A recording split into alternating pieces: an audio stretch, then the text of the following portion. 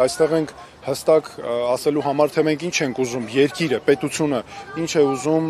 այս գագաթնաժողովից, առհասարակ այս միջոցառումներից։ Ասեմ, որ այս միջոցառումներն իրականում կարևոր են, որովհետև ակնհայտ է, որ եվրոպական քաղաքական ղեկավարները հավաքվում են Հայաստանում քննարկել ամբողջ Եվրոպային վերաբերող հարցեր, դա շատ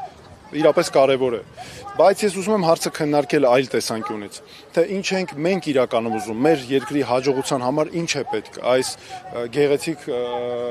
այսպես տեսարաններ, թե կոնկրետ արդյունքներ։ Իմ կարծիքով մեզ պետք են կոնկրետ արդյունքներ եւ ոչ թե ընդհանրական բնույթի հայտարարություններ։ Եթե ուզում եմ իրերը կոչենք իրենց անուններով, եթե մենք ունեցանք այս միջոցառումներից հետո ընդհանուր բնույթի հայտարարություններ, դա ես համարել եմ դա անիմաստ ուղղակի ծախս ու անիմաստ միջոցառում։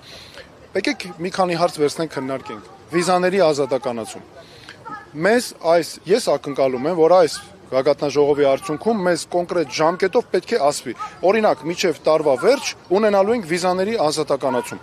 Եթե նորից եղան ընդհանուր բնույթի հայտարարություններ, դինամիկա կա, շարժ կա, հարաբերությունների զարգացում, դա ոչինչ չի տալուց։ Երկրորդ,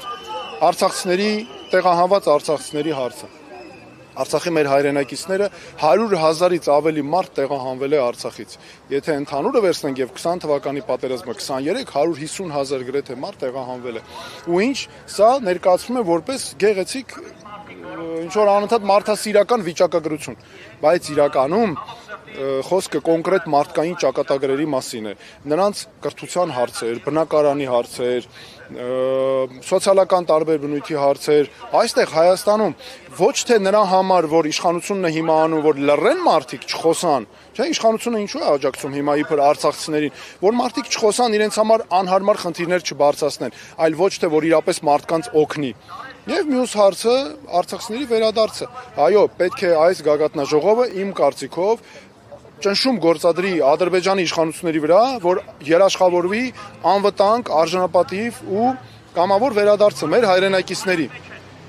Արցախում մշակութային ժառանգության պահպանությունը։ Այս բոլոր հարցերը մեր առաջնային հարցեր են, ոչ թե նրա համար, որ մենք ունենք օրինակ քաղաքացիներ, որոնք բողոքում են, ոնց որ իշխանությունն է մոտենում հարցերին, որ ծածկի բոլոր հարցերը, այլ մենք պետք է ունենանք իրապես խնդիրների լուծում, հանուն արդարության, որովհետև այդպես է պետք, այլ ոչ թե մարդկանց մոռացության տալը։ Առևտրի կանոններ։ Այսօր այնպես է ստացվել, որ օրինակ Թուրքիայի հետ առևտրի կանոնները շատ վատ պայմաններում է, եթե համեմատենք։ Ինչու պետք է այդպես լինի։ Դա ոչ արդար է, ոչ էլ ազնիվ։ Ես օրինակ գագաթնաժողովի արդյունքը համարեմ, եթե սահմանվի Հայաստանի համար նույն կանոնները, ինչ Թուրքիայի հետ, գոնե նույնը ներդրումների բնագավառում, ոչ թե ինչ որ օրինակ ասենք Հայաստանի հայտարարվի քաղաքասարակությանը կամ չգիտեմ երկրի կառավարությանը միլիոն եվրոյով այլն, այլ կոնկրետ ծրագրեր, տնտեսական, տրանսպորտային բնագավառի ծրագրեր, էներգետիկ ենթակառուցվածքների բնագավառը։ Եվ ի վերջո անվտանգություն, սա նույնպես մեզ համար շատ կարևոր է, անվտանգության հարցերը, համակարգի կոնկրետ զարգացում, բայց դրա պատճառով, եթե մեզ Եվրոպան ուզում է տեսնել պաշտպանված Հայաստանը, իսկապես ուժեղ, ամուր, պաշտպանված երկիր, ապա պետք են այդպիսի ներդրումներ, որ Ադրբեջանը մեզ չսպառնա, որտեղ այս իշխանությունը ընդհանրապես ոչ միայն դա չի կարողանում անի, այլ շարունակաբար խաբում է մեր ժողովրդին։ Սրանք են